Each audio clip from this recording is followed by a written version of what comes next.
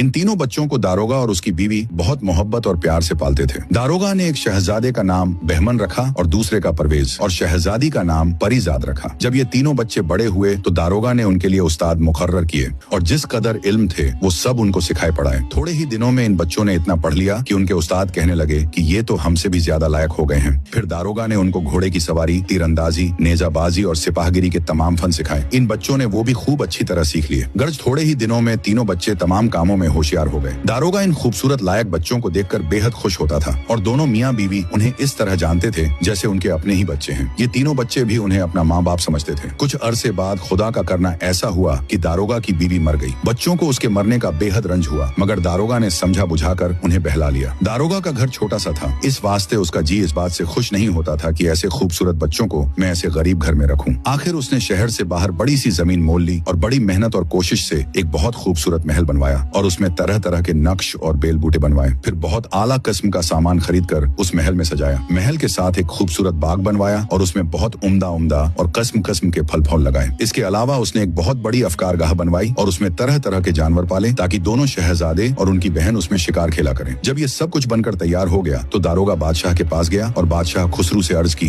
हुजूर मुझे इजाजत दें कि मैं शहर से बाहर जाकर अपने नए मकान में रहूं। बादशाह दारोगा पर बहुत मेहरबान था। बादशाह ने इजाजत दे दी कि शौक से रहो। दारोगा इजाजत लेकर अपने बच्चों समेत नए महल में चला गया और आराम से रहने सहने लगा। उसके तीनों बच्चे इस महल में बहुत खुश रहते थे क्योंकि उनके आराम का वहाँ तमाम सामान मौजूद था। खाते पीते खेलते और हर तरह की खुशियां मनाते थे।